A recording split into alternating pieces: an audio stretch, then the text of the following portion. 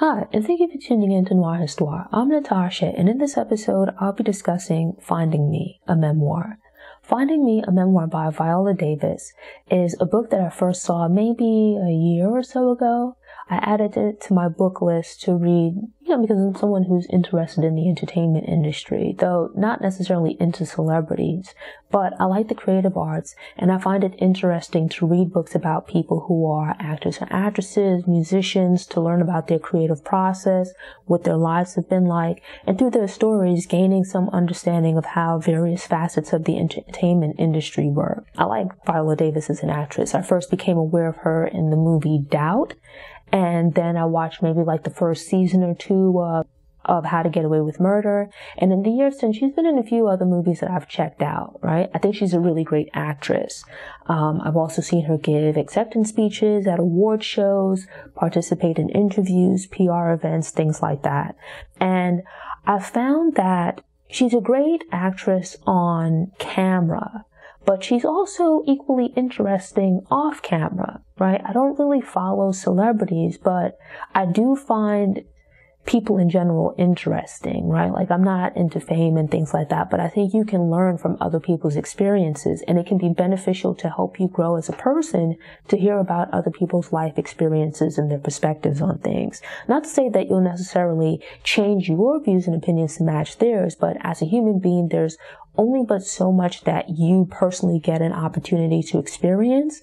And sometimes people who've had different experiences from you, whether that's in the course of them, growing up or even now as adults, understanding their reasoning, the things that they've been through, how they view, perceive, and experience the world, it can give you a different perspective on life, on the world, on society, and not necessarily cause you to change your own views and opinions, but rather kind of stress test your own views and opinions. And along the way, you can maybe get different perspectives, but it might also offer an opportunity to fine-tune your own views and beliefs. I think that as people, we all benefit, right? We should all continue learning and growing as people. Rather than, I'm just going to completely shut myself off to considering perspectives, I think you should remain open to learning and growing as a person. And as part of that, I find that I like to read about people. I make it a point with the accompanying Black History profiles to really not cover athletes or musicians unless there's something more to them, right? Their story beyond them just being entertainers. Right. The reason being that I feel within the Black community, there's so much emphasis, or rather, so many of our icons are athletes and entertainers. And not that there's anything wrong with that, but I think it gives some career limitations. It can create some limitations as far as what we as Black people and Black children in particular view as being possible for us as a community. Like, I believe we're fully capable of achieving success, and there are other ways to be successful. There are other ways to achieve financial stability beyond being a singer, rapper, athlete, actress, or whatever. There's nothing wrong with any of those careers, but rather there's a variety of other careers out there that we can also pursue. But it feels like quite often Black people, Black children especially, in hopes of achieving some degree of financial success and stability, that quite often Black children are pushed towards these particular industries. You don't see as many prominent examples of, let's say, doctors and lawyers, teachers, social workers, people in those kinds of professions, nurses, physical therapists, respiratory therapists, marketing executives, all of these other career paths that are promoted as being available for children from other communities, but not necessarily for Black children. And so I try to balance that out with like the profiles that I make, with entertainers, where they need to have something special to them beyond just being talented, be it that they express some kind of business acumen, they overcame some kind of obstacle, they were the first to win some kind of an award. The thing can't just be that, they sing, they're a cool rapper or something like that. There needs to be a bit more depth than that. But it differs a bit with regards to the books and movies that I cover. The reason being that with books and movies, regardless of whatever walk of life you come from, people in general are interesting.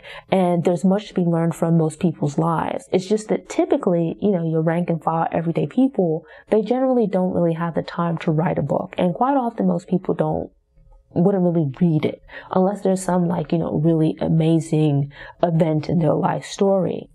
But I feel like with books in particular, there's a greater chance of picking up something or finding something to take away from reading someone's life story. There's like the saying that you can learn from other people's mistakes, right? Or you can learn from mistakes, but generally speaking, you won't live long enough to make all of them.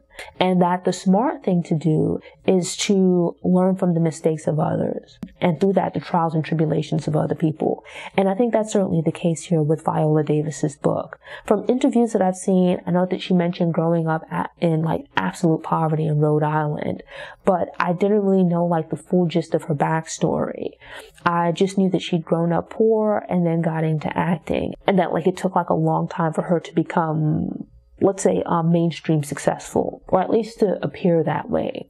So going into the book, I wasn't concerned that it would end up being some shallow book about being famous, because I've seen interviews with her before, and that's not really the sense that I get from her. But I was still very pleasantly surprised by the book. I've seen interviews with her. She's very well spoken, very articulate. When I say articulate, I mean expressive, able to not just convey her thoughts and ideas through words, but to really dig down deep and clarify her thoughts, feelings, emotions about very complex issues. With regards to, in particular, I've seen interviews with her discussing the intersection of difficulty brought about due to her being a Black woman in entertainment. In reading the book, I was thoroughly impressed, in part because of her vulnerability, her willingness to be very honest and open about her experiences, some of which are absolutely terrible and harrowing. For most people, their inclination might be to hide these things, but instead she uses the book as an opportunity to lay everything bare. And maybe to some degree, it's cathartic in a way, where maybe she finds some release in expressing these things, share these experiences that she's had. So basically, Viola Davis was born in South Carolina on a plantation where her parents, or at least her mother, had grown up, and her grandparents still lived. At the point that she was born, her parents and grandparents were sharecroppers. She was born in a cabin, her grandparents' cabin on this plantation, where her mother had also grown up. Her mother became pregnant at the age of 15 with one of her older siblings and was married pretty soon after. So by the time Viola Davis was born, her mom gave birth to her when she was in her 20s or something like that. And her mom had 5 children, her 3 older sisters and an older brother. And then several years after Viola was born, I think maybe she was 12, 13 years old, her mother then gave birth to another child, which was her final daughter and Viola Davis's youngest sister. But Davis was born during the winter on this plantation in South Carolina. Her family didn't have a lot of money, limited opportunities, and her parents, when she was quite young, decided to move up to Rhode Island. Her father worked as a horse groomsman, keeping them clean, taking care of them, racehorses and whatnot. And so he moved from the South in search of better opportunities, and moved more or less with his wife and all but the 2 oldest children who were left behind with the grandparents. Davis was a baby, but I can't remember if she was a few months old or whatever it was, but she was quite young when the family moved to Rhode Island. And what came about was that, her father found work as a horse groomer in Rhode Island, and her mom worked on occasion as well, but primarily stayed home to take care of the kids because there was quite a number of them and they were still quite young. There just wasn't a lot of money in the house. In the house, her dad was the primary breadwinner, but the role that he was playing, the job that he had, really wasn't paying enough for a man to support himself, his wife, and their 5 or 6 children comfortably. And this was a result of him having grown up in the Jim Crow South, right? Because if Davis was born in the 60s, her dad would have probably been born in the 30s or something like that. And it's explained that her dad, they estimated that he had a 5th grade education. He states that he dropped out of school in the 5th grade. But growing up in the Jim Crow South, the lack of quality education for Black children at the time, Davis states that looking at his penmanship and some other factors, that he more likely had what was the equivalent to a lower grade level education, more like a 2nd or 3rd grade education. To drop out of school at the age of 10 like, what do you really know at that age? Then add to the fact that for Black children in the South, the education that you would have been receiving would have been subpar. So it means that if he dropped out at like the age of 10, where you still have quite a bit to learn, but the education you're receiving is actually below that of your average 10-year-old, you're even further behind the ball. There's so much that you don't know. And as part of this, like her dad didn't really learn to read until a friend taught him when he was 15. And combine that with like the gaps in his education and thus the gap in his literacy capabilities, not just his penmanship, but math, reading, and all of these other areas as well. Your prospects for employment would be very limited. And he had this family, but because of the limited education he received in his youth, it then meant that he had limited options for how he could provide for them. And as a result of that, Viola and her siblings grew up in poverty. Davis didn't have a full understanding of the details of her father's childhood. It seemed like she might have learned a little bit more as she got older, but whatever it was that went on in his childhood, I think it's mentioned that he was raised in part by a stepfather, and there was some physical abuse in his home, where it sounds like he was probably severely beaten, which seemed to have been not necessarily a common practice. Because physically disciplining children, I think, was far more accepted as the norm, or at least as an option in the past. And so with that, he grew up in a rather dysfunctional household. And as an adult man, certainly not excusing it, some of those frustrations came out in the manner in which he dealt with his wife and then also dealt with his children. Where it's like throughout the book, Davis details her parents just having these horrific fights, violent fights, where, and it's like in addition to all these other things, her dad was also an alcoholic. Likely using alcohol as a means to impart and numb the pain of his childhood, deal with his frustrations as an adult, and lacking healthy coping mechanisms and outlets, resorted to violence and lashing out. One of the key targets or the focus of his frustration was his wife. And so Davis shares multiple instances of her father, like just beating the hell out of her mother. None of that would make the situation better, and not just like hitting her with his hands as in slapping or punching her, which would be bad enough, but like, throwing glass and other objects at her, hitting her with a piece of wood, just like random objects. Striking or hitting your romantic partner is bad enough, but in this instance, picking up objects and striking them with it with the intent of causing serious bodily harm, beating her to the point of, at times where she'd end up in the hospital with like broken bones and like serious wounds and injuries. There's multiple instances where Davis describes, her and her siblings would awake in the middle of the night to her father beating her mother, coming home from school and seeing like a trail of blood, pools of blood as a result of their father beating their mother. And combine that with them growing up in poverty, where the homes they lived in weren't really fit for people. They wouldn't have money to pay the water bill. And so there wouldn't be running water, or there'd be no heat in the place where they were living. And I think at one point they lived for a stretch in an apartment that was pretty much condemned. But being unable to afford living anywhere else, that's where they lived. And so as a result of that, they didn't have water, they didn't have heat with which to heat water. And so it's like you're using cold water. At times, you might be having financial issues where, the heat isn't working, or they don't have money to pay the bills or whatever. There's repairs to be made. They might not have running water, let alone hot water.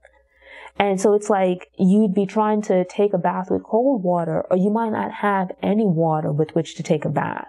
And as a result of that, Davis shares the trauma of being a poor child growing up and all that comes with that, right? With being unable to properly bathe and wash yourself, but still having to go to school where with other students and teachers not necessarily understanding their circumstances at home, or maybe knowing their circumstances, but not being sympathetic to it.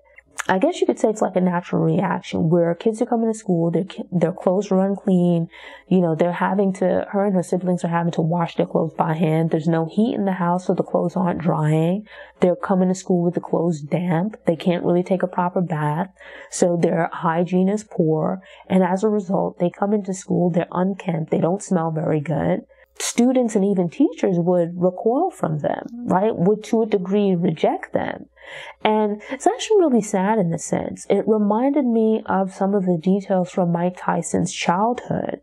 Things that people experience as children can affect them into adulthood. For children growing up in poverty, we can kind of overlook some of these details about how you might be socially ostracized because of being poor, being unable to properly wash yourself, the impact that can have on a child's self-esteem. And so it's like, that was like a tough part of the book to read. The stress of living within this household where it's bad enough that you're poor, you don't have food, you're going to bed hungry sometimes. But then there's like this additional thing of a basic thing like not being able to clean yourself. Then add to that the dysfunction of your parents' relationship. And the kids as a result get caught up in that, right? Even if it's just bearing witness to it.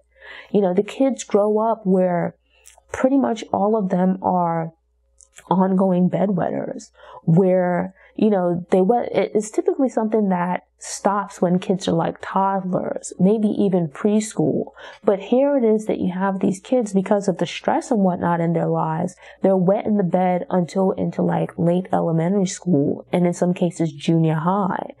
Growing up in this house, which is like infested with like rats as well, terrified me because I don't like rats. They at one point was living in a specific house where it's like the rats were living like they were paying rent. They were in like the closets. They'd be in between the clothes. You have to make sure that you use the bathroom before you went to sleep, because to go to the bathroom in the middle of the night, the bathroom would just be overrun with rats. Specific about it, not mice, but rats. You're laying in bed and like rats are running over you. Like one day her mom was taking a nap. This rat is on the pillow next to the mom. Like I would have a heart attack. That part of the book, it was a lot to get through. You don't want to wallow in dysfunction, but I think at the same time, we as society, we need to provide greater support for like the most vulnerable members of society. And with that would be children, the elderly, those who have health issues, and not just like disabilities, but things that render them unable to function within society like your average person. And I feel like when you read stories like this, it's like for regular kids, it's difficult enough progressing through childhood into early adulthood when you have a good support system. But add in the reality of deep poverty. No one should be living like this in a country like America. It should just be absolutely unacceptable. But it's like the more I read books of this nature, not that you're going to use anyone else's misfortune for your entertainment, but I think it makes plain that there are so many social issues within America that need to be addressed. The portion of the book about her childhood is heartbreaking because, like most people, I have a soft spot for kids. But at the same time, there was a bit of a saving grace where, sure, she had some negative experiences in school. And, add to that, not just being poor, but also race. This could just be my ignorance, but I don't really imagine a lot of Black people living in Rhode Island. I don't think I've ever met a Black person from Rhode Island. I don't think I've really met anyone from Rhode Island. But in reading about things like, being chased home by groups of boys who are yelling the N-word at her, absolutely unbelievable. As a kid, I think I kind of took it for granted growing up in New York, and specifically growing up in Brooklyn. The part of Brooklyn where I grew up was heavily Black, a mixture of Black, Hispanic. My family was from the Caribbean. You had like Black Americans, but in a community that also had like a very heavy Caribbean presence. And I never really experienced this kind of social ostracism, or for lack of a better term, the racism that other people experience. There's colorism and things like that. But even today, as a kid growing up, maybe I was ignorant and oblivious to it. But honestly, I didn't really experience any of that. But in reading about the experiences of Black children who grew up as like minorities, it's eye-opening for me because it's outside of what I experienced. Not to dispute anyone's experience, the hardships they face, being like the only black kid or one of the only black kids in their school or the neighborhood. It's just that it wasn't my experience.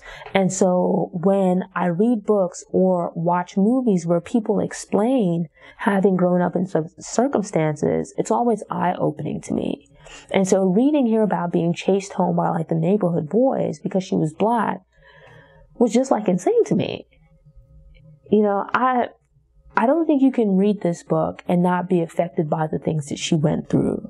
But what I found most amazing was that growing up, she then found this outlet of acting.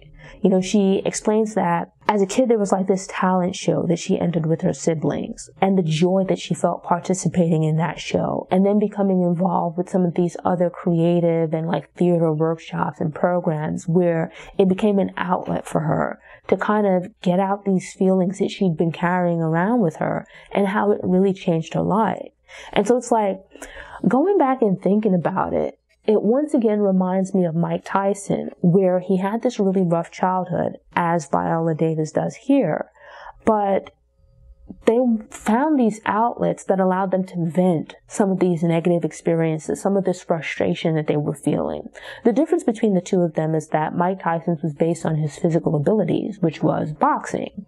Viola Davis's was based on her creative abilities, which was acting. And with that, it took them down drastically different paths. But I think it's absolutely amazing for both of them, as in that it took Mike Tyson some time to get there. There were some bumps and bruises along the way, but that ultimately he was able to escape poverty. And while he messed up and whatnot, he eventually got his life on track, especially with the help of therapy. But at the same time, it kind of gives me pause because they grew up in neighborhoods where they weren't the only poor kids. They weren't the only kids that were struggling. And even looking beyond their specific communities, they weren't the only ones dealing with these types of issues. Where you have these stories of kids struggling with poverty or dysfunction in their childhood, and then it's like they find some kind of outlet that helps them to escape. For kids like Mike Tyson, it might be sports. For others like Viola Davis, it might be some creative talent or ability where they can sing, they can act, or they can paint or something like that. And then you have those who are like academically gifted. They're able to escape poverty through academic performance. They go on to attend good schools, colleges, and whatnot, enter into a profession that allows them to provide a more stable life for themselves. But then a lot of times, the way that comes about is there's typically an adult or some other person in their life that sees them, recognizes their need and their talent, and takes it upon themselves to do something about it. Now, that can take different forms where it might be a coach, it might be a mentor, but basically there's an adult that takes the time, they see this kid struggling, they see some ability within them, and they help to set them on the right path. And that's incredible. But I always ask myself the question of, what about the kids that never meet this person? The kids that are struggling, but they never meet that mentor. Or even in the case of Mike Tyson, I always felt that in reading his book, it was terrible that he had to go through those things in his childhood, and he found boxing in prison. Why were these programs and opportunities not being provided on the outside? Why did it take him going to jail to find boxing? In Viola Davis's case, she came to the attention of a teacher by pretty much acting out in school. For the most part, her teachers weren't really aware of or trying to understand why it was that she was acting out in school, or why she wasn't coming to school, or coming into school unkempt, smelling of urine and whatnot. And it's like she passed through so many grades, came into contact with so many teachers, and it was much the same with Mike Tyson, where Viola Davis expresses what largely saved her, what allowed her to escape from poverty was her sisters. Not her parents, but her sisters. Having these 4, 5 other sisters, most of them being older, like her eldest sister in particular encouraged her, and they each found their own little outlet. They had various degrees of success and, escaping poverty in adulthood, but her oldest sister began to encourage her from a very young age. Her sister was like 9 or something like that, and I think Davis was like 5 when she moved north to live with them. But from that early age, she explains that her sister arrived at their apartment, saw like the squalor of the place and told told Viola Davis, like, you're pretty much going to have to do well in life and figure something out so you can escape from poverty, because you don't want to grow up and have this be your life too.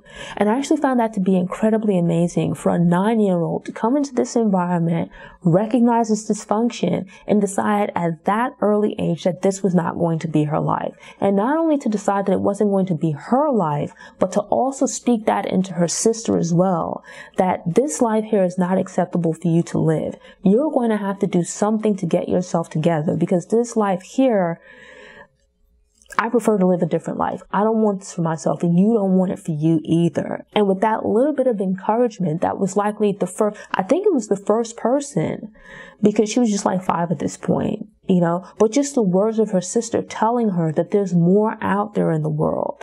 And this, how we're living right now, doesn't have to be forever. It gave her that initial spark to aspire to want more, that it's possible to have more in life. And I thought that was just amazing. From there, the book then goes on to explore Viola Davis's, like, the rest of her academic career, her going off to college, getting into acting, the struggles that she experienced with acting and trying to build this career. And it's like, I don't want to go too into details on the specifics of what occurred in her life, I think you should read that stuff for yourself. But really, this overarching theme of overcoming is what I took from the book. That's what I found most inspirational, because I think, like, the precise details might vary, but in reading or listening to interviews from many other Black female actresses, and actors as well, a lot of the experiences that she had in trying to establish her career as a working actress, on a basic level, you hear from other people as well.